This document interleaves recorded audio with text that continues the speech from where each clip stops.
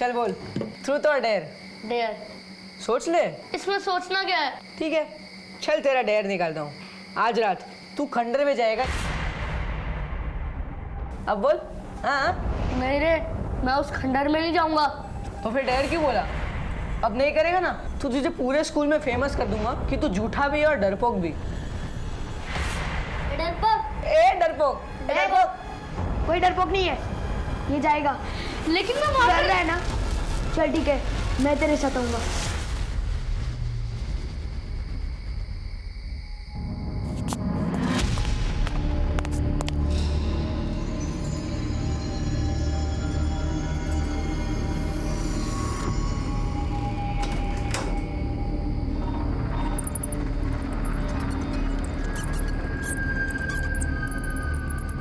आशु, यार बहुत डर लग रहा है।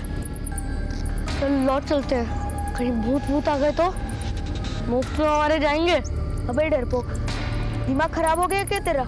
ये भूत भूत कुछ नहीं होते हैं। चल।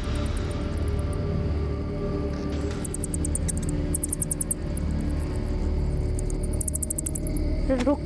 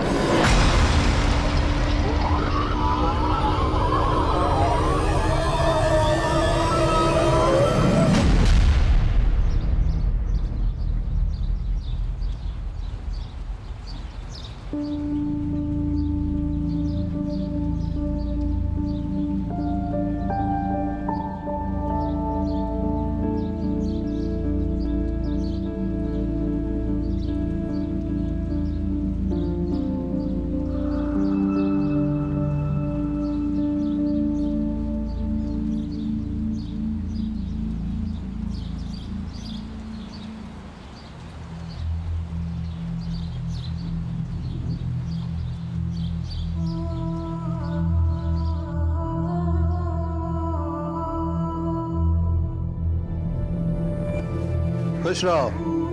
कसरत हो गई तुम्हारी? जी पिताजी, बस गाय को चारा देने ही जा रहा था। जाओ बेटा।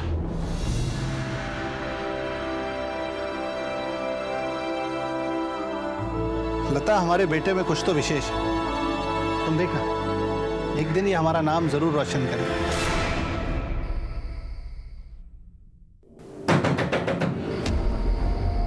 सुनिए सुनिए, इतनी रात को कौन हो सकता है? तुम रुको, मैं देखता हूं।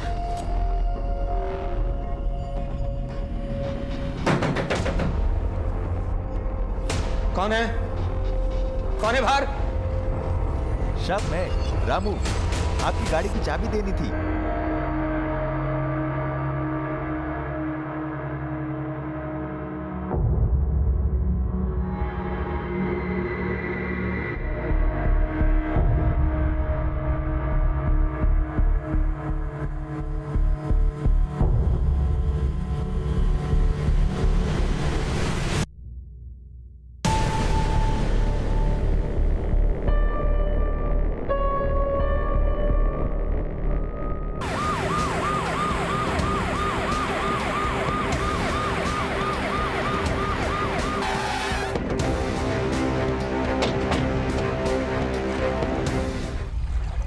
सर देख के लग रहा है लास्ट 3-4 दिन पुरानी है। चेक करो कोई आईडी वगैरह है क्या नहीं। यहाँ पास में एक बोर्डिंग स्कूल है सर, वहाँ के बच्चे अक्सर इस तालाब में मटर गश्ती करने आते रहते हैं। ये शायद वहाँ का होगा। बॉडी को पोस्टमार्टम के लिए भेजा और इस बोर्डिंग स्कूल में जाके पूछताछ की। बोर्डिंग स्कूल किस तरफ? ये तो हमारे स्कूल का स्टूडेंट आशुतोष है। ये तो 4 दिन पहले घर जाने के लिए निकला था। क्या? घर जाने के लिए निकला था? वो भी 4 दिन पहले? जी सर, दरअसल इसका एक भाई है अभिनव। ये दोनों हमारे स्कूल में ही पढ़ते हैं। पिछले हफ्ते हरिओम ने दोनों को खंडहर में पकड़ा था। कौन है उधर? ये तो हरिओम है। चल भाग, नहीं तो पकड़े जाएंगे।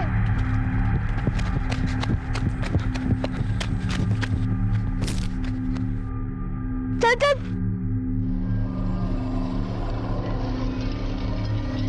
इतनी रात में क्या कर रहे तुम दोनों? हाँ, मैडम को बोलता हूँ। चलो जल्दी। इसलिए इनके अगेंस्ट हमने इनडिसिप्लिनरी एक्शन लिया। आखिरी बार पूछ रही हूँ, कौन कौन था वहां पर? उनके नाम बता दो, नहीं तो अभी तुम्हारे पेरेंट्स को बुलाकर तुम दोनों को घर भेज दूंगी। ठीक है, अब तुम्हारे पेरेंट्स को ही बताती हूँ, वही पूछेंगे तुमसे। इतना पूछा था सर, बट ना अभिनव ना आशुतोष किसी ने कुछ नहीं बताया। आखिरकार मैंने उनके फादर राकेश अग्रवाल को बुला लिया। अभिनव के पैर में चोट लगी थी तो वो आकर उसे ले गए, पर आशुतोष नहीं गया। बट आप तो कह रही थी वो घर जाने के लिए निकला था ना सर। अभिनव के जाने के बाद अगले ही दिन आशुतोष भी चला गया। दीदी के एंगेजमेंट है घर पर, मुझे घर जाना है। लेकिन जब वो घर नहीं पहुंचा तो उसके घर वालों ने इस बारे में आपसे कोई इंक्वायरी नहीं की? हमारे यहाँ ज्यादातर अनाथ बच्चे पढ़ते हैं और जिनका घर आसपास होता है वो वीकेंड्स में घर चले जाते हैं। अब इनका घर भी पास में ही है और एक दिन पहले ही आशुतोष के पापा अभिनव को लेकर घर चले गए बेटी के एंगेजमेंट के लिए। तो जब आशुतोष ने कहा कि दीदी के एंगेजमेंट के लिए मुझे घर जाना है तो मुझे कोई शक ही नहीं हुआ। एक भाई घर पर है और दूसरा भाई स्कूल से घर के लिए निकलता है और बीच में उसका मर्डर हो जाता है, और ना ही घर वालों को कुछ पता चलता है और ना ही स्कूल वालों को। सर मैंने उन बच्चों को बोला था खंडर पे मत जाओ, लेकिन वो मानते ही नहीं थे सर। देखिए ना क्या हादसा हो गया। अरे क्या बकवास कर रहे हो? एक सेकंड, किस खंडर के बारे में बात कर रहे हो? ठीक से बताओ।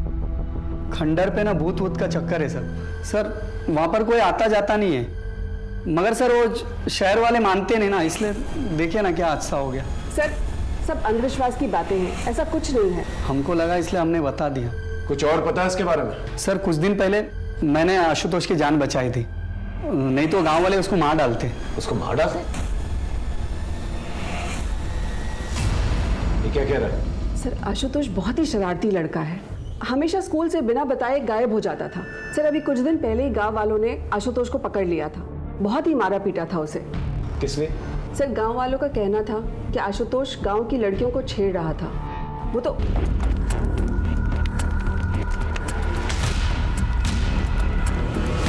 कौन है उधर? बेटा वो अघोरी कौन था? उसे पहले कभी देखा था? हम तो पहली बार देख रहे थे उसे, मगर वो था बहुत डरावना। अगर दोबारा उसे देखोगे तो पहचान लोगे? जी सर। एक बात बताओ अभिनव, वो जो तुम्हारे दोस्त हैं हॉस्टल में, कहीं ऐसा तो नहीं कि उन्होंने आशुतोष को दोबारा से घुसाया कि वो खंडर में जाए? पता नहीं सर। तुमने उन दोस्तों के नाम प्रिंसिपल को क्यों नहीं बताया? सर हम तो पहले से ही फंस चुके थे स्कूल में, उन्हें क्यों फंसाते? स्केच आर्टिस्ट की मदद से अभिनव से स्केच बनवाने की कोशिश करो। अगर इस अघोरी का इस मर्डर से कुछ लेना देना भी नहीं तो भी हम इससे हेल्प ले सकते हैं। शायद इसने कुछ देखा कि मना करने के बावजूद भी आशुतोष तालाब के किनारे और उस खंडर में क्या कर रहा है। Yes sir. और उस फैमिली का भी बैकग्राउंड चेक करो। इतनी तैयारियां चल रही हैं सगाई की, लेकिन बेटा इनके टच में नहीं था और इन लोगों ने भी जरूरत नहीं समझी कि बेटे को कांटेक्ट करें। मामला कुछ अलग है। ये गाँव वालों को क्या हुआ? एक टीम गांव भेजी थी सर, सबको थाने लेकर आई है। ठीक है चल। साहब अब कोई हमारी बहू बेटियों पर नजर डालेगा तो उसे कुछ कहेंगे भी नहीं क्या? और ये आशुतोष की तो क्या कहें? साफ साफ बता क्या हुआ था?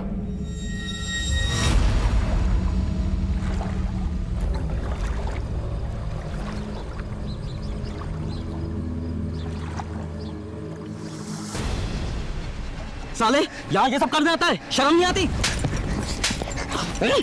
साहब उसकी अकल तो उसी दिन ठिकाने लगा देते गांव वाले, मगर वो स्कूल वालों को पता नहीं किसने बता दिया और वो उसको बचा कर ले गए। और उसकी अकल ठिकाने लगाने के चक्कर में जब आशुतोष तुझे मिला अकेला तो हमेशा हमेशा के लिए उसे ठिकाने लगा दिया और उसकी लाश को तालाब में फेंक दिया। क्यों? 2 महीने पुरानी बात का बदला हम लोग अब क्यों लेंगे? जो कुछ होना था उसी दिन हो गया था। उसके बाद से तो वो लड़का गांव या तालाब की तरफ तो दिखाई भी नहीं दिया। लेकिन उसकी लाश तो तालाब के पास ही मिली थी। साहब मुझे इसका कुछ मालूम नहीं। सर उस गांव वाले के बारे में पता किया, मगर उसका कोई ऐसा कोई क्रिमिनल रिकॉर्ड नहीं है कि किसी की जान ही ले ले। ठीक है, अपनी जान जारी रखो और उसको कुछ दिनों तक यहीं पर रखो। ओके?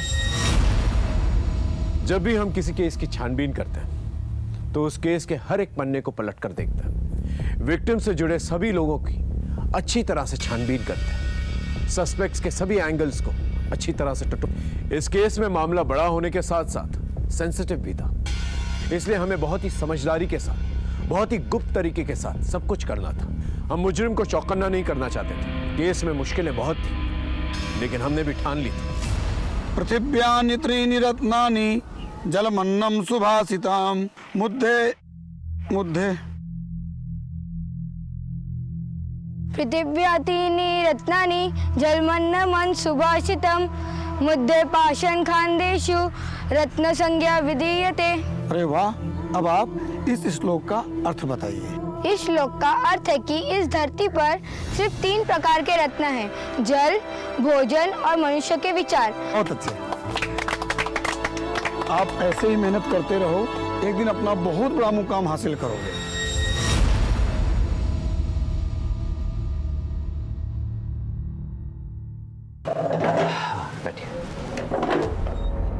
बताएं क्या प्रॉब्लम है आपकी? प्रॉब्लम तो मुझे कुछ भी नहीं है। तुमने जो ऑपरेशन किया था ना, उसी के बारे में कुछ बात करनी थी।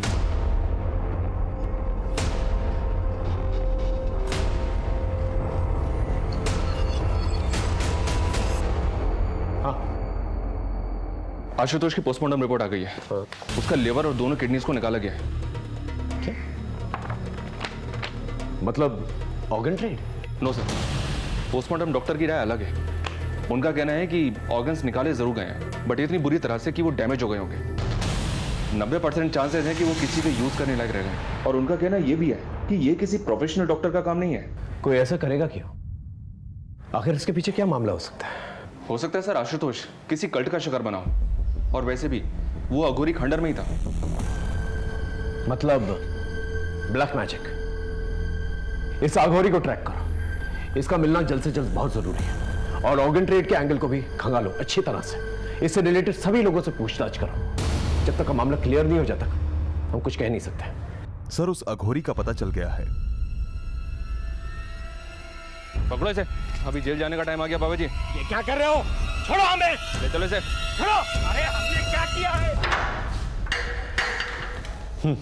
अच्छा, तो तू है इन सब का बड़ा अफसर। मगर याद रख, एक सन्यासी की साधना में रोड़ा बन रहा है तू। मिट्टी में मिला दूंगा तुझे।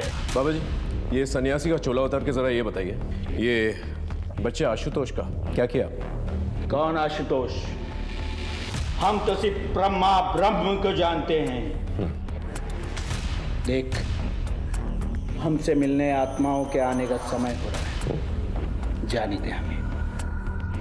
क्षमा कर दूंगा तुझे तेरी इस भूल के लिए। अरे बाबा कहाँ चल दिए? चुपचाप यहाँ खड़े रहिए और हमारे सवालों के जवाब दीजिए, समझे? अरे मूर्ख, इतना दुस्साहस!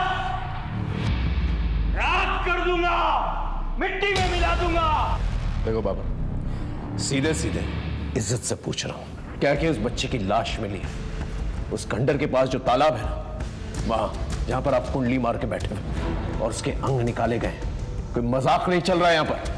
सीधे सीधे से बताओ अगर कुछ देखा है तो। देखना चाहेगा?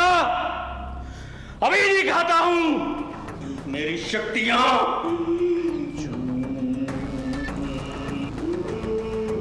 सर ये बहुत मोटी चमड़ी के होते हैं, ये ऐसे नहीं उगलेगा। आप कहें तो अपने तरीके से उगलवाऊं? नहीं, रहने दो। इसे भूखा प्यासा रहना दो सुबह तक।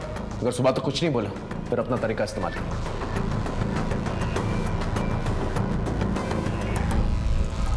ऑर्गन ट्रेड के एंगल में कुछ मिला? नहीं सर।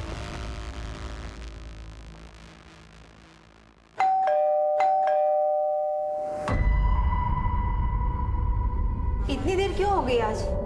कुछ नहीं, होम विजिट पे चला गया था। सर आशुतोष की फैमिली बहुत खुश थी, सरिका की शादी हो रही थी और दोनों बच्चे भी बहुत अच्छे थे सर।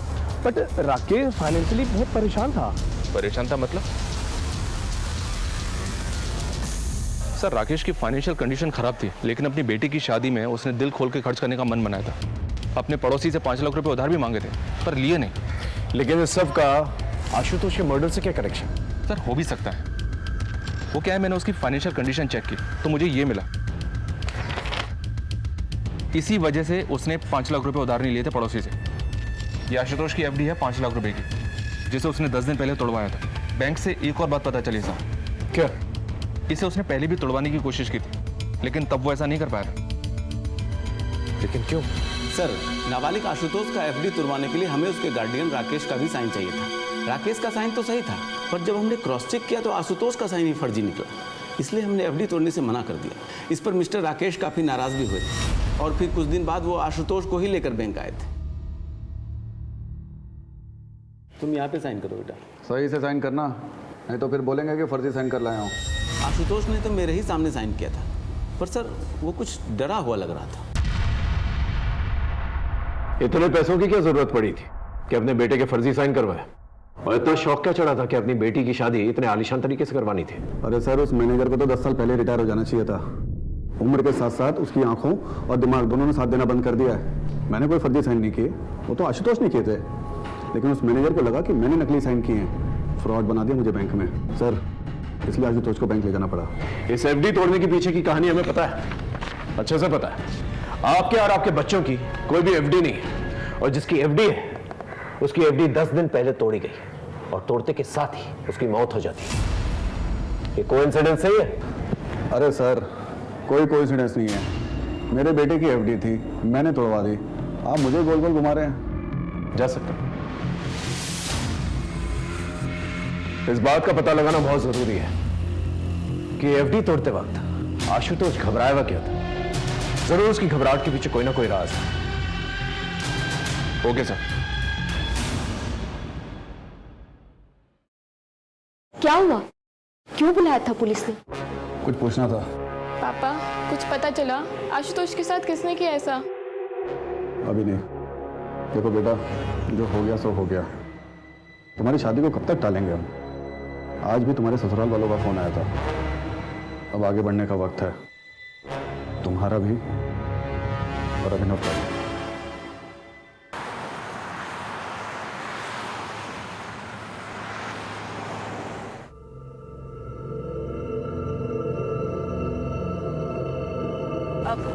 भैया, आगे से अंदर ले लीजिएगा।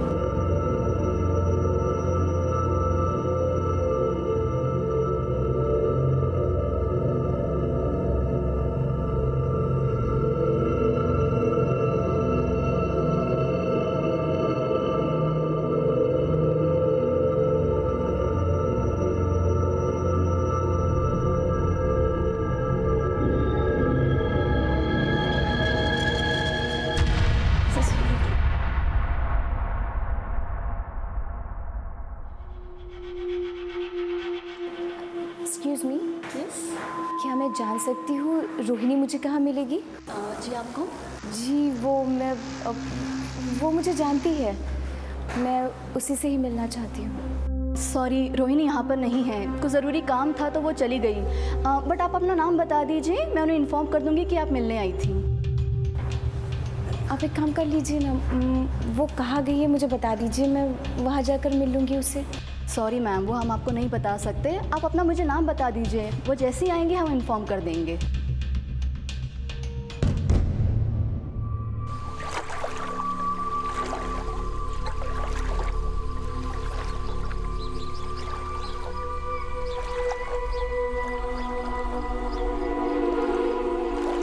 मनोहर, तुम्हारा बेटा तो इतनी ठंड में सुबह सुबह स्नान करके निकला है, क्या बात है? मनोहर, तुम्हारा बेटा तो बहुत तेजस्वी है। राम राम राम राम राम।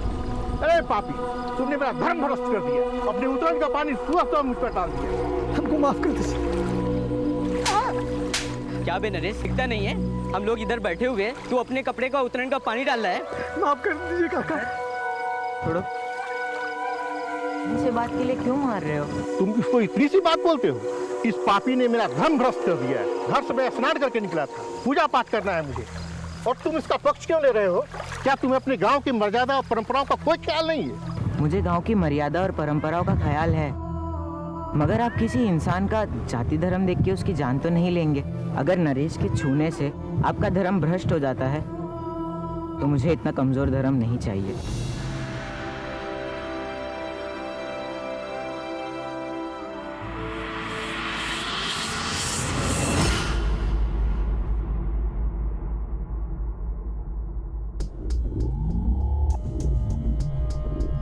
सर, हमने नजर रखी हुई है, कोई हलचल नहीं है। देख गुड्डू, ऑर्गन ट्रेड का एंगल तो है इस केस में, अब तू हमें बता दे, अगर बाद में पता चला ना कि तू कुछ भी जानता है तो प्रॉब्लम हो जाएगी तेरे लिए, समझा?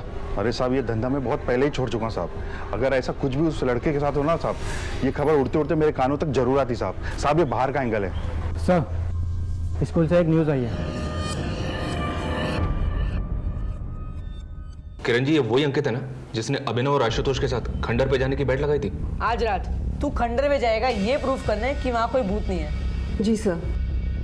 और अभी अंकित भाग गया है? सर, अंकित अकेला ऐसा लड़का नहीं है जो स्कूल से भाग गया है, और भी लड़के हैं जो स्कूल से भाग गए हैं। असल में जिस माहौल में ये पैदा होते हैं, पलते हैं, उन्हें स्कूल की पढ़ाई अनुशासन जेल जैसी लगती है।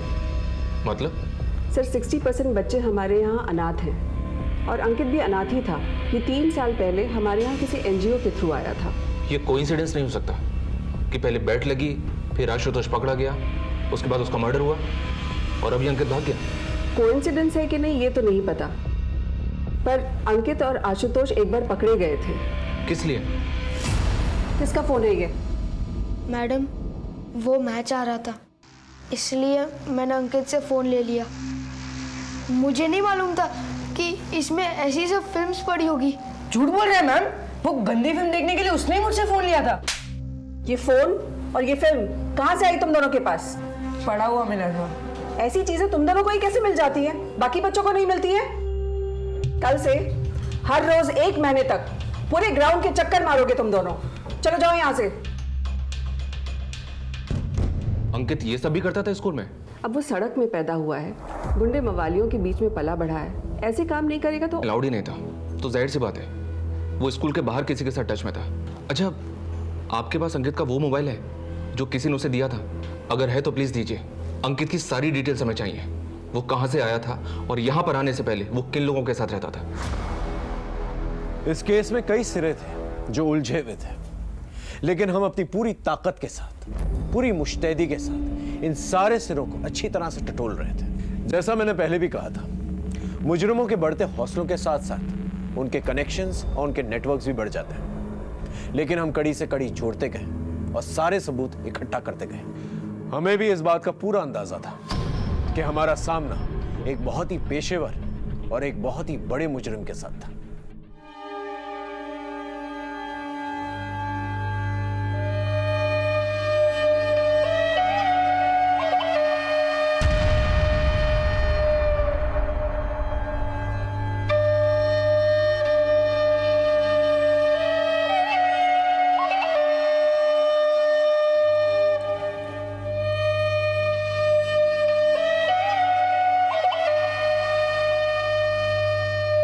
बड़ी गलत बात है शंकर। ये औरतें तुमसे अपनी मेहनत की मजदूरी मांगने आई, तुमने इनकी पिटाई कर दी। ये तो ठीक नहीं।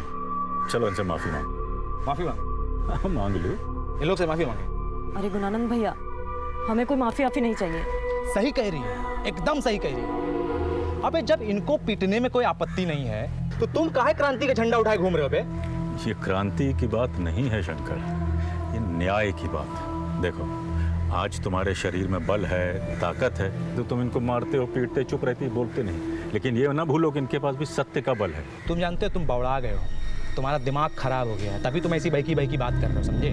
देखो, हमको यहाँ पे तमाशा चाहिए नहीं। जितना तामा झामा है ना तुम्हारा ये सब लपेटो और निकलो यहाँ से, समझे?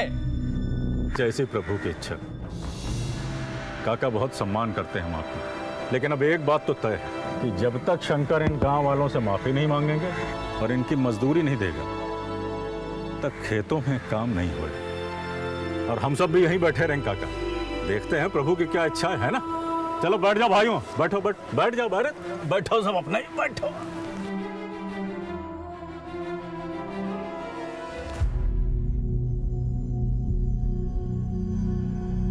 गुणानंद, छोड़ो, जाने दो। शंकर से गलती हो गई, आगे से ऐसा नहीं करे। तुम मुझसे सब अपनी मजदूरी ले लो, ये मजदूरी ले लो। धन्यवाद। बोल इनसे, आगे से किसी को नहीं मारेगा। माफी मांग इनसे, बोल।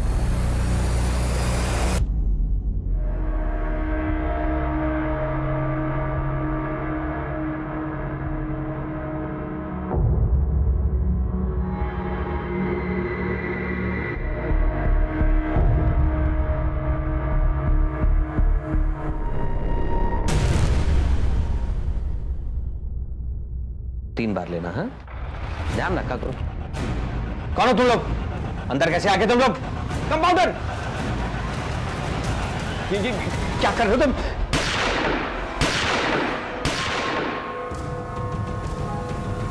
सर, हमने लास्ट ईयर के सारे केसेस को छाना। इनमें से 12 केसेस हमारे मतलब के हैं, जिनमें विक्टिम की उम्र 14 से 18 साल के बीच है। 7 लड़के और 5 लड़कियां। 7 लड़कों में से 5 लड़कों के ऑर्गन निकाले गए हैं, जबकि सभी लड़कियों के रेप किए गए। 2 लड़कियां तो ऐसी हैं सर जिनके ऑर्गन्स भी गायब थे। और सर कुछ केसेस तो ऐसे हैं जो आशुतोष के केस से काफी सिमिलर है। 3 लाशें तो उसी तालाब में मिली थी। और सर ये ऑर्गन वाली बॉडी, ये बिल्कुल आशुतोष की बॉडी की तरह ऑपरेट की गई है। ऑर्गन्स को निकालने का तरीका इतना ब्रूटल था कि चांसेस कम है कि ऑर्गन को बॉडी से निकालने के बाद उनका कुछ यूज हो पाया। ब्लैक मैजिक का कोई कनेक्शन? सर कुछ बॉडीज पर मार्किंग मिली थी, ऑलमोस्ट आधी बॉडीज को दागा गया था, लेकिन 2 लाशें ऐसी थी जिन पर कोई मार्किंग नहीं थी। लेकिन एक बात है सर, ऑर्गन को बॉडी से निकाला तो गया है, जैसे कि आशुतोष की बॉडी से निकाला गया था। इतने सिमिलर केसेस और किसी ने ध्यान तक नहीं दिया। इनमें से किसी की पहचान हुई है? जी सर, इनमें से 4 लड़के और 3 लड़कियों की पहचान हो गई थी, लेकिन बाकी बॉडीज अनआइडेंटिफाई ही रह गई थी। इन अनआइडेंटिफाइड बॉडीज को आइडेंटिफाई करो और इनसे रिलेटेड जितने भी थाने हैं उनमें पूछताछ करो, देखो क्या निकल कर आता है। इतना सारा कनेक्शन है तो कोई ना कोई कॉमन लिंक जरूर होगा। और स्कूल में भी पता करो इन अनआइडेंटिफाइड लाशों के बारे में। इतनी सारी लाशों का एक ही तरीके से काटा जाना बहुत सारे सवाल खड़े कर। इस अंकित के बारे में कुछ पता चला? अभी तक कुछ पता नहीं चला। मोबाइल की स्कैनिंग चल रही है, शायद उसमें कुछ मिले। सर, आप लड़कों के बारे में क्रॉस चेक कर रहे थे वो तो ठीक है, पर ये लड़कियां, हमारा बॉयज स्कूल है। पॉसिबल है कि आसपास की लड़कियां हों जिन्हें आपने कभी देखा हो या आपके स्कूल में उन्हें कोई जानता हो, कोई गर्लफ्रेंड या कोई फ्रेंडशिप वगैरह। सर, हमारे यहाँ के स्टूडेंट तो बाहर ही नहीं जाते हैं, तो ये लड़कियों वाला एंगल तो निकलता ही नहीं है। मैडम, जिस ट्रस्ट का स्कूल है उनके गर्ल्स स्कूल भी तो हैं, हो सकता है वहाँ की कोई लड़की हो। होगी सर, पर मैं इनमें से किसी को नहीं जानती हूँ। आप ट्रस्ट का एड्रेस लीजिए और वहीं जाकर पता कर लीजिए। सर, आप इस तरह से अपनी इन्वेस्टिगेशन में बार बार स्कूल को लेकर आ रहे हैं, स्कूल की रेपुटेशन पे असर पड़ रहा है। सर, इनमें से कोई भी लड़का या लड़की हमारे किसी भी स्कूल या इंस्टीट्यूट से रिलेटेड नहीं है। हाँ, जो बच्चे हमारे स्कूल से भागे हैं ये उनकी मिसिंग रिपोर्ट है, जो हमने पुलिस में भी लिखवाई हुई है। उसके बाद उनके साथ क्या हुआ ये हमें भी नहीं पता। हमें स्कूल से भागे हुए हर बच्चे की डिटेल चाहिए। वो यहाँ पर आने से पहले किसके साथ थे, कहाँ रहते थे?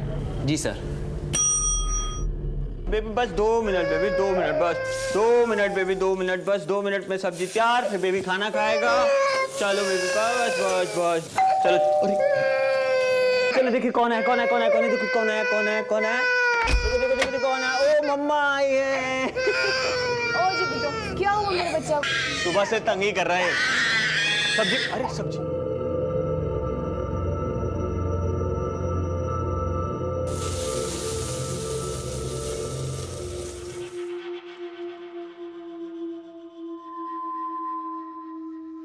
गौतम, तुम्हें मेरी वजह से क्या क्या सहना पड़ रहा है?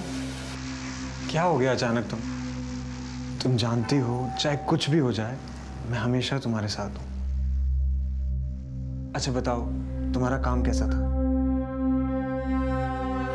ठीक ही था, पर हुआ नहीं। अगर हमें इस बार का चुनाव जीतना है ना तो कुछ अलग करना पड़ेगा। हम अपने क्रेडिट पर चुनाव नहीं जीत सकते। वो गुणानंद है ना, वो जनता का मसीहा बन बैठा है। अच्छा, अभी जागे हैं आप। सरकार, ये जो बुद्धि आपको आई है ना बहुत देर से आई है, समझे? क्या लूट मचाए हो पिछले 5 साल तक। और जिस टाइम पे आप लूट मचा रहे थे ना, वो गुणानंद जनता के बीच में जाके उनके लिए काम कर रहा था, इसीलिए मसीहा बना है।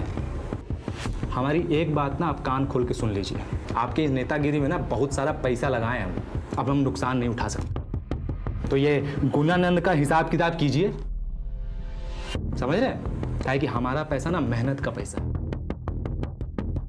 ब्याज सहित असूले हैं। वक्त के साथ साथ ये केस भी बड़ा और संगीन होता चला जा रहा था। नए नए खौफनाक और खतरनाक मामले रोशनी में आ रहे थे, क्योंकि लोगों में डर का माहौल बना हुआ था, इसलिए कोई भी खुलकर सामने नहीं आना चाहता था। लेकिन कोई ना कोई कहीं ना कहीं पहल जरूर करता है। इस केस में अपराध के खिलाफ मोर्चा खोलने वालों की, आवाज उठाने वालों की जितनी सराहना की जाए उतनी कम है, क्योंकि इसी के जरिए इस अपराध का महाजाल हम काट सकते थे। सलाम साहब, बोल। एक खबर लाओ। आशुतोष के बाप के बारे में। क्या खबर? सर आजकल कुछ ज़्यादा ही भगवान को मानने लगे। तो इसमें खबर जैसा क्या? आप ही तो जादू टोने का एंगल ढूंढ रहे थे ना, इसलिए सोचा बता दूं। आप तो जानते हो छोटी मोटी बात के लिए आपको डिस्टर्ब नहीं करता। तो बड़ी बात बताना। आशुतोष और उसके बाप के रिश्ते के बारे में। सर एहतियात के तौर पर आदमियों को जब डिटेल्स निकालने के लिए कहा था तब इस फैमिली के बारे में ये बात पता चली थी, जिसे बहुत ही खूबसूरती से इन लोगों ने छिपा के रखा हुआ। आजकल बहुत पूजा पाठ करवा रहे हैं। हाँ तो इसमें गलत क्या है? घर की शांति के लिए करवा रहे हैं। लेकिन हमें तो पता चला है कि ये सब कुछ आजकल में शुरू किया आपने। अचानक से इस तब्दीली की वजह जान सकता हूँ? मेरा बेटा मरा है। आपका नहीं, आपके बड़े भाई का। आशुतोष आपका बेटा नहीं था, ये बात आपने हमसे छुपाई। वो मेरे बड़े भाई का बेटा था, लेकिन मेरे बेटे जैसा ही था।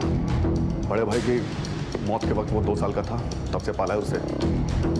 छुपाने जैसा क्या है? छुपाने वाली बात है पैसा। आपने अपनी बेटी सारिका की शादी के लिए आशुतोष की एफडी तोड़ी और एफडी तोड़ने के तुरंत बाद उसकी मौत हो जाती। जी क्या कह रहे हैं सर आप?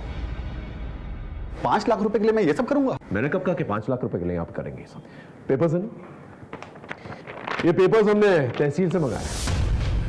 ये आपके बड़े भाई की प्रॉपर्टीज के पेपर है और इसके मुताबिक उनकी मौत के बाद तुरंत ही उनके बेटे के नाम पे हो जाती है सारी प्रॉपर्टीज होते हैं और उसकी मौत के बाद ये सब कुछ आपके नाम पे हो जाता है। अब इतना सब कुछ के लिए आप ये सब तो करिए। खुद से कातिल ढूंढा नहीं जा रहा और हमारे ऊपर आरोप लगा रहे हैं।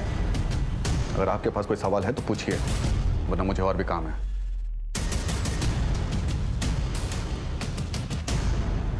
इस आदमी के बारे में पता कर लो, जरूर कुछ ना कुछ छुपा रहा है। और जितने भी बाबा और पंडित हैं उन सबको राउंड अप करो, पता करो कौन सी पूजा पाठ करवा रहा है। कहीं ये जादू टोना तो नहीं करवा? पता करते हैं सर।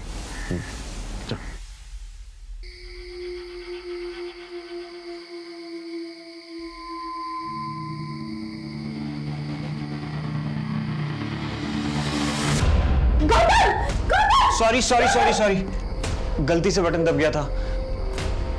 मैं जानता हूँ तुम्हें अंधेरे से डर लगता है। So sorry. कोई बात नहीं। एक्चुअली सॉरी तो मुझे कहना चाहिए था।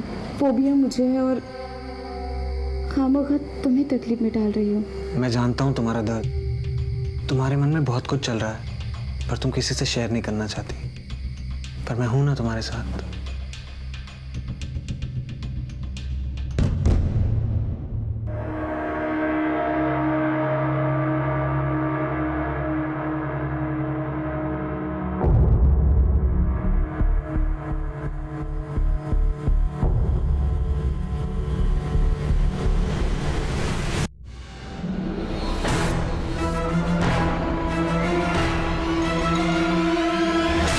Thank you very much, sir.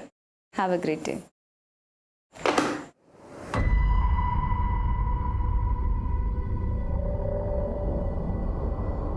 शोनम, हाँ मैं लंच के लिए बाहर जा रही हूँ। अच्छा, आधा घंटा लग जाएगा फिर भी मुझे। तब तक कि तुम रिसेप्शन संभाल लेना, ठीक है?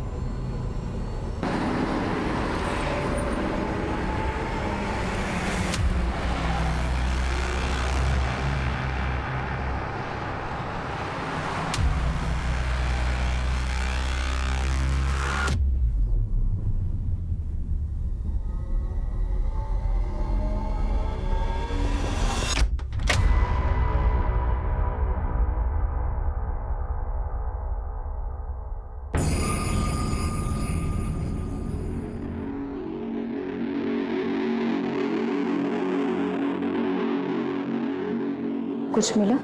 हाँ मिला तो है, मगर मुझे वो तो मिल जाए जिसके लिए मैंने इतना बड़ा रिस्क लिया है।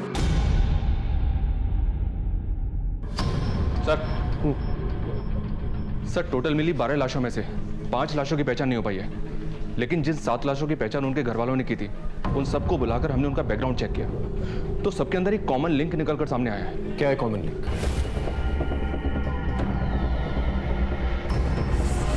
अच्छा, तो इसका मतलब ये हुआ इन बच्चों की फैमिलीज का इन्वॉल्वमेंट कहीं ना कहीं इस मर्डर्स में है, या फिर डर के मारे इन लोगों ने केस फाइल नहीं किया इसके खिलाफ।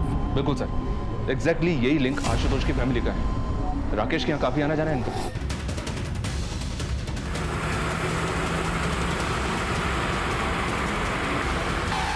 वहां जाके चेक करो, देखो क्या मिलता है। वक्त प्रशांत अंदर देखो, आ जाओ। हाँ क्या हो रहा है इंस्पेक्टर? आप लोग ऐसे कैसे प्रेमाइस के अंदर घुस आए? देखिए मैम, हमें प्लीज अपना काम करने दीजिए, आपको जल्दी पता चल जाएगा। Okay sir. हाँ बच्चे, कुछ पता चला? अंदर कुछ भी सस्पिशियस नहीं मिला। छोटे छोटे बच्चे यहाँ आते हैं। आप लोग की इस तरह की गैर जिम्मेदार हरकत की वजह से देखिए कितना डरे हुए हैं वो। इस तरह आप लोग अंदर घुस आए, वो भी बिना वारंट के। I will complain it to your seniors.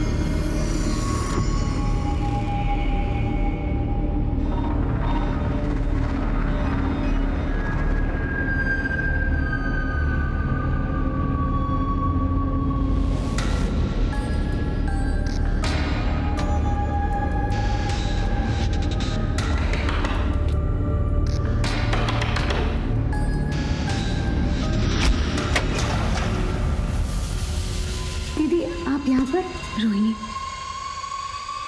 अपना जल्दी से सामान पैक कर ले और हम यहाँ से चलते हैं। दीदी मैं कहीं नहीं जा रही। पागल हो गई है, यहाँ पर बहुत खतरा है। अगर किसी ने हम दोनों को साथ में देख लिया ना तो बहुत बड़ी प्रॉब्लम में फंस जाएंगे हम लोग। तुझे मुझ पर भरोसा है ना? तो चलो मेरे साथ, मैं सब समझाती हूँ रोहिणी। प्लीज़ रोहिणी।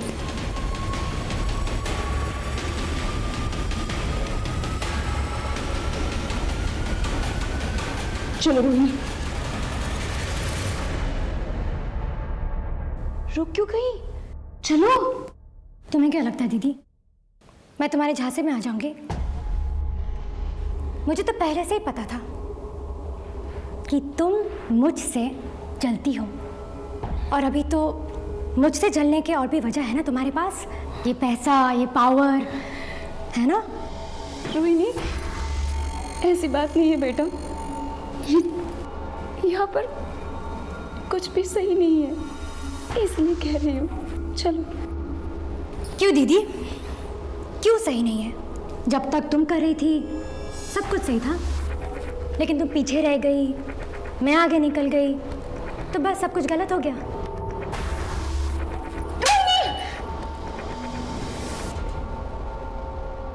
दीदी बचाओ, कोई है वहां पर? रोहिणी बचाओ मुझे, चुप हो जाओ, कोई है वहां पर? बचाओ मुझे, बचाओ मुझे। रोहिणी चुप।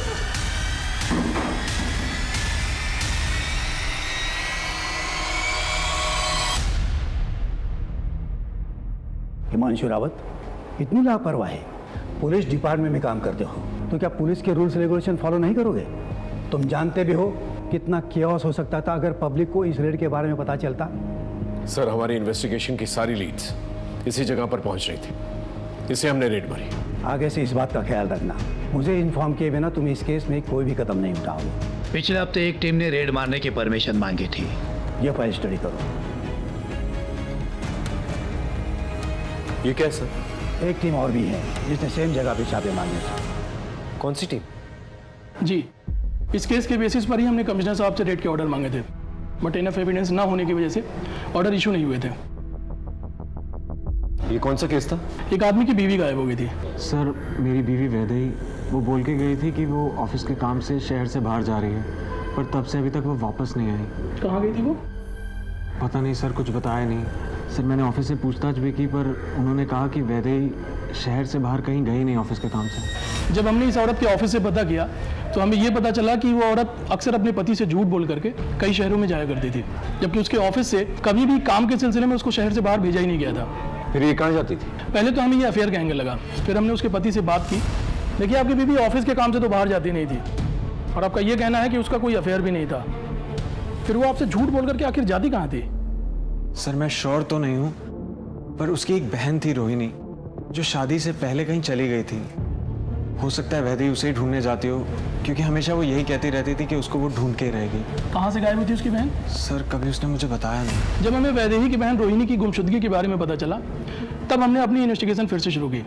हमने वैदेही की पूरी ट्रैवल हिस्ट्री निकाली, अलग अलग उन शहरों की जहाँ पर वैदेही जाया करती थी, और हर उस जगह के बारे में जहाँ के लिए उसने ऑटो बुक किया था। और वो सब वैदेही को एक ही पॉइंट पर लेकर के गए थे, नेटवर्क्स की इन बिल्डिंग्स पर। जी। और आखिरी बार वैदेही जब गायब हुई, तब भी वो ऑटो से इसी बंगलों पर गई थी, जो इसी नेटवर्क की प्रॉपर्टी है। हमें डाउट है कि वैदेही और उसकी बहन रोहिणी का गायब होना इन लोगों से ही रिलेटेड है, और शायद इसीलिए वैदेही अलग अलग शहरों में जाया करती थी, और इसीलिए उसने अपने पति को कुछ भी नहीं बताया था। हो सकता है जान के खतरे को लेकर के डर रही होगी।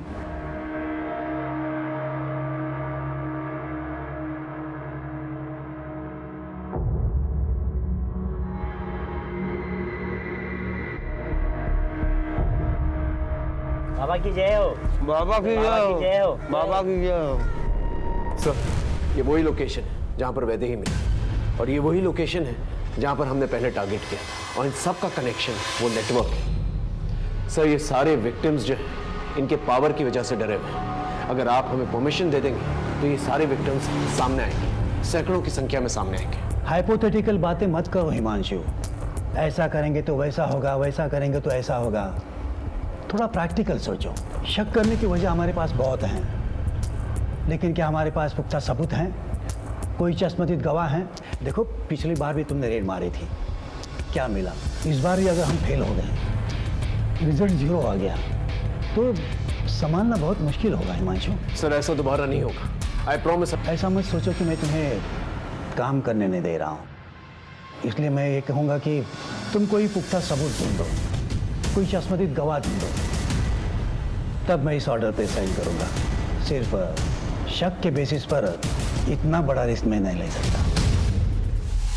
हमने पूरी एड़ी चोटी का जोर लगा दिया था, लेकिन फिर भी अपराधी को पकड़ने में हम नाकामयाब रहे। अब हलचल बढ़ गई थी।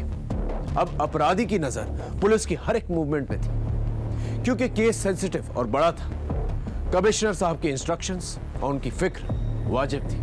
हम कोई गलती नहीं कर सकते थे और ना ही खुलेआम हाथ डाल सकते थे। ऐसे में हमने ठोस और पुख्ता सबूत जमा करने शुरू किए। एक कहावत तो आपने सुनी ही होगी, पाप का घड़ा एक ना एक दिन जरूर भरता है। शायद वक्त आ गया था कि इस गुनहगार की किताब के पन्नों में कानून की सजा के पन्ने अब लिखे जाएं।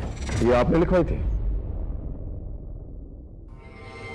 जी सर, मेरे पति ऋतुराज की हत्या इन्हीं लोगों ने करवाई है, क्योंकि उन्होंने इन लोगों के लिए काम करने से मना कर दिया था। वो लोग इतने बड़े हैं कि पुलिस कुछ नहीं कर पाई। बस शूटर मिला, इंसाफ हुआ।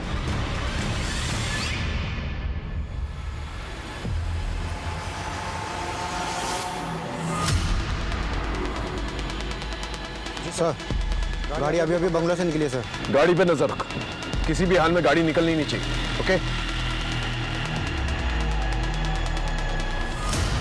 सर, अब तो सबूतों के साथ साथ गवाह भी मौजूद है। हाँ सर, वो वही है, हाईवे पर।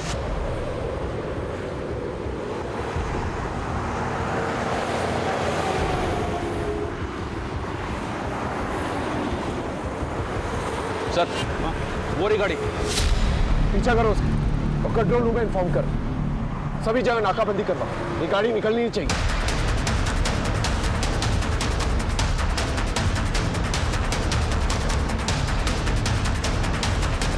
तेज चलो।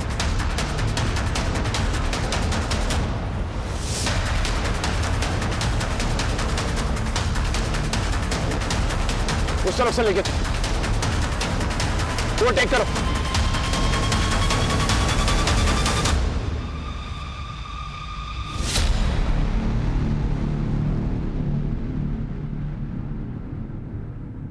सर, अब तो सबूतों के साथ साथ गवाह भी मौजूद है। हमारी टीम्स रेडी है, बस आपके ऑर्डर्स की जरूरत है। देखो मैडम, आप पीछे तो नहीं हटेगी? नहीं सर, उस आदमी को मैं सलाखों के पीछे देखना चाहती हूँ और उसके लिए मैं कुछ भी करूंगी। सर, हम जितनी देर लगाएंगे वो इतनी दूर चला जाएगा। प्लीज।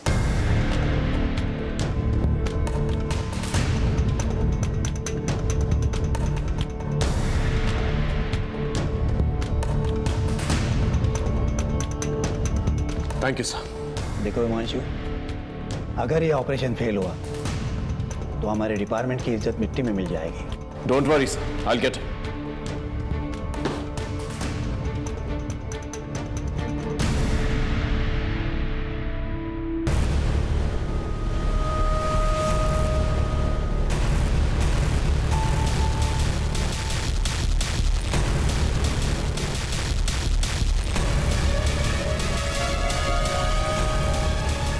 लगता है हमारे बेटे में कुछ तो विशेष है। एक दिन ये हमारा नाम जरूर रोशन करेगा।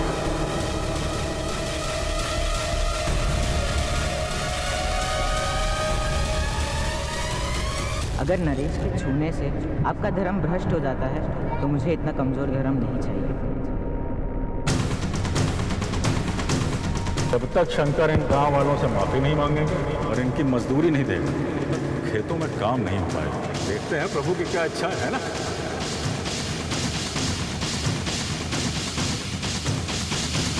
Breaking news. अभी तक की सबसे बड़ी खबर ये है कि गुणानंद स्वामी को पुलिस ने राज्य के हाईवे से गिरफ्तार कर लिया है। गुणानंद की गिरफ्तारी के बाद उनके भक्तों में काफी आक्रोश देखा जा रहा है। कई जगहों पर तोड़फोड़ और आगजनी की वारदातें भी हुई हैं। छोड़ेंगे नहीं, आग लगा देंगे घर को।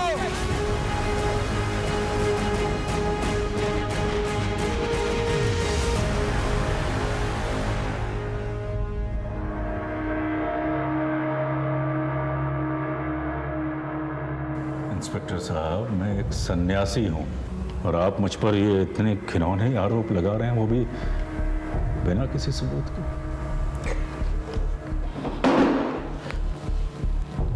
हमारे पास तेरे खिलाफ सबूत भी है और चश्मदीद गवाह भी है। कितने बड़े अफसर हैं आप, फिर ऐसी नादानों जैसी बातें क्यों कर रहे हैं? किसी ने कुछ ऊट पटांग कह दिया और आप हमको यहाँ इस कारावास में ले आए कैद करके। जो प्रभु की इच्छा, हमें आपसे कोई शिकायत नहीं। भय है कि आप हमारी बात मान नहीं रहे, लेकिन हमारे जो भक्त हैं बाहर, यदि उन्हें ये पता चल गया कि आपने मुझको यहाँ यूं कैद करके रखा है तो यकीन जानिए अनर्थ हो जाएगा। धमकी दे रहा है, दंगे करवाएगा, फसाद करवाएगा। अरे मैं कैसे फसाद करवाऊंगा? मैं तो यहाँ आप लोगों की कैद में हूं ना, कारावास में। लेकिन मेरे भक्त जो बाहर हैं इस कारावास से दूर, वो मासूम है, प्रेम करते हैं मुझसे, और प्रेम में तो इंसान कुछ भी कर जाता है ना। ऐसी चिकनी चुपड़ी बातें करके भोले भाले भक्तों को अपने जाल में फंसाता है ना तुम। लेकिन यहाँ ऐसा नहीं चलेगा, यहाँ गुनाह कबूल किए जाते हैं। परंतु कौन से गुनाह, कौन से? ये ऐसे नहीं मानेगा। एक काम करो, इसे यहीं रखो और खाना पीना बिल्कुल नहीं देना और सोने भी मत देना। देखते हैं ये खेल कितने दिनों तक चलता है।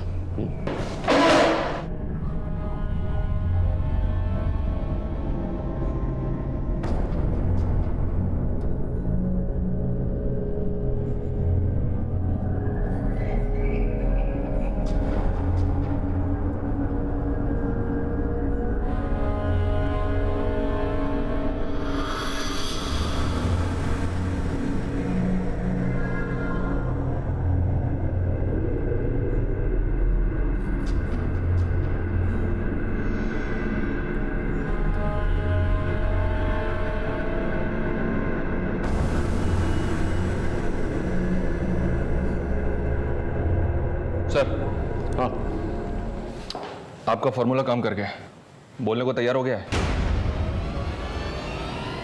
हर इंसान को उसके तरीके से हैंडल करना पड़ता है। चल।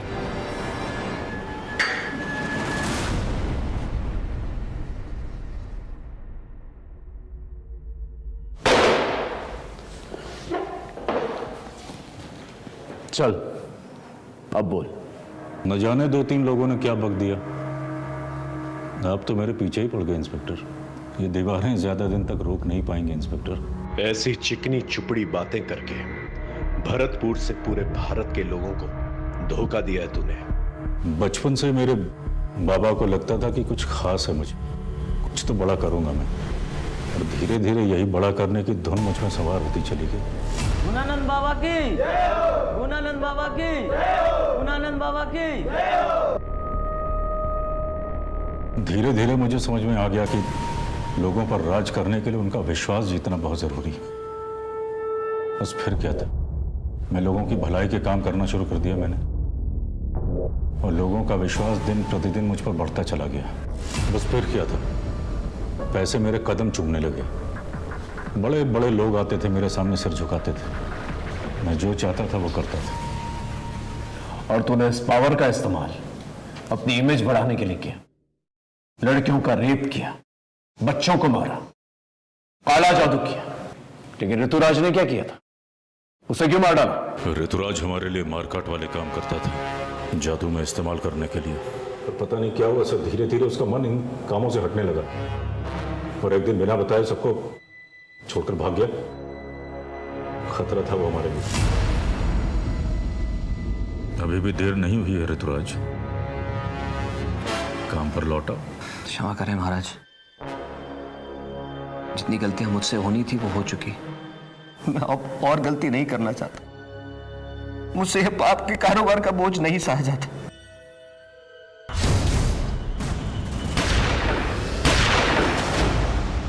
वैदेही कहाँ है? आशुतोष के माता पिता की तरह वैदेही और रोहिणी के माता पिता भी हमारे भक्त थे और उन्हें परम ज्ञान देने के लिए हमें सौंप गए थे। सौंप गए थे और तूने उनका शोषण किया।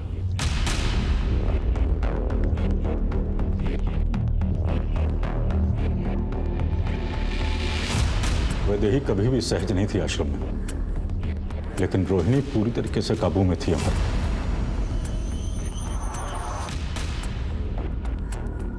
6 साल दोनों आश्रम में रहे, परंतु उनके माता पिता की मौत के पश्चात वैदेही आश्रम से भागने में सफल हो गई। लेकिन वैदेही रोहिणी को आश्रम से निकालने के लिए लगातार प्रयास कर रही थी और एक दिन वो रोहिणी तक पहुंच भी गई, लेकिन रोहिणी ने उसके साथ जाने से इनकार कर दिया। रोहिणी चुप हो जा। पहले तो मैंने वैदेही को छोड़ दिया था, परंतु अब वो वापस आई। मैंने सोचा अगर इस बार उसे छोड़ देता तो वो पुलिस को अपने साथ ला सकती थी, इसलिए पहले तो मैंने वैदेही को छोड़ दिया था, परंतु अब वो वापस आई। मैंने सोचा अगर इस बार उसे छोड़ देता तो वो पुलिस को अपने साथ ला सकती थी, इसलिए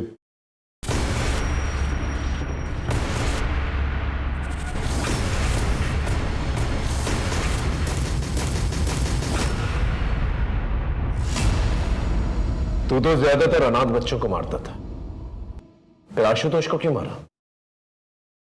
वो तो तेरे स्कूल में पढ़ता था, ऊपर से गरीब भी था। उसका बाप मेरा भक्त था और वो गरीब नहीं था। बाद में मुझे पता चला कि उसके बाप के पास पैसे भी थे और जमीन भी, और वो दोनों मुझे चाहिए थे। इसलिए मौका मिलते ही मैंने उसके बाप को अपने झांसे में ले लिया। दोनों लड़कों ने अघोरी की बुलाई हुई आत्माओं को भगा दिया है महाराज। अघोरी की तपस्या भंग होने की वजह से आत्माएं इनके बेटों पर हावी हो गई हैं।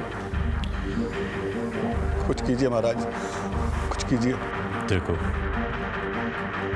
तुम्हारे दोनों बेटों ने गलती तो की है, जिस वजह से आज उन दोनों की जान खतरे में। हम ज्यादा से ज्यादा किसी एक बेटे की जान बचा सकते हैं। एक बेटे की बलि तो तुमको देनी ही पड़ेगी। अभिनव की जान बचाने के लिए उसने आशुतोष को बलि के लिए चुना। और अंकित ने क्या किया था? उसे क्यों गायब किया? उसने आशुतोष की बलि चढ़ाते हुए देख लिया।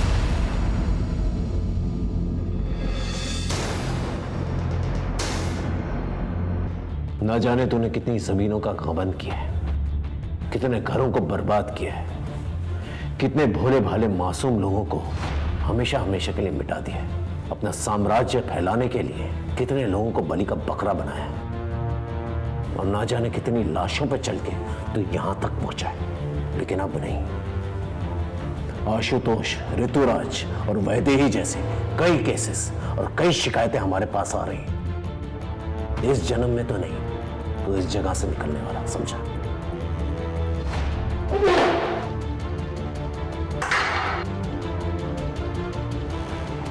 आज दुनिया के हर एक कोने में ऐसे बाबा हैं जो आध्यात्मिक होने के साथ साथ बड़े बड़े और अच्छे अच्छे काम करते हैं और लोग भी आंख बंद करके उन पर विश्वास करते हैं। एक बात हम आप सबको बता देना चाहते हैं, आप आस्था जरूर पालें लेकिन मर्यादा का भी पालन करें। और बाबाओं को आगाह करते हैं कि आस्था के नाम पर अगर वो लोगों के साथ विश्वासघात करेंगे, अपराध करेंगे, तो उसका अंजाम सीधा जेल होगा। आज भारत के हर एक कोने में कई ऐसे नामचीन बाबा हैं जो जेलों में बंद हैं, जिन्होंने आस्था के नाम पर लोगों को ठगा है। जिस तरह से गुरुनानक ने अपने करियर की शुरुआत की थी, अगर उसी सोच को लेकर वो आगे चलता तो शायद वो आज इस अपराध का महाजाल का रचयिता नहीं बनता। हम इन बाबाओं को ताकतवर बनाते हैं और इस ताकत और भरोसे का ये लोग नाजायज फायदा उठाते हैं। और फिर ना ही सिर्फ ये लोग अपना नाम खराब करते हैं बल्कि अपना अंजाम भी खराब करते हैं। हर दस्तक को पहचाने और याद रखिए, धर्म के खिलाफ काम करने वाला कभी धार्मिक नहीं हो सकता। इसी के साथ मैं आपसे विदा लेता हूं, फिर मिलेंगे एक नए केस के साथ। तब तक देखते रहिए क्राइम पेट्रोल दस्तक, क्योंकि मकसद बताना नहीं बचाना है। जय हिंद।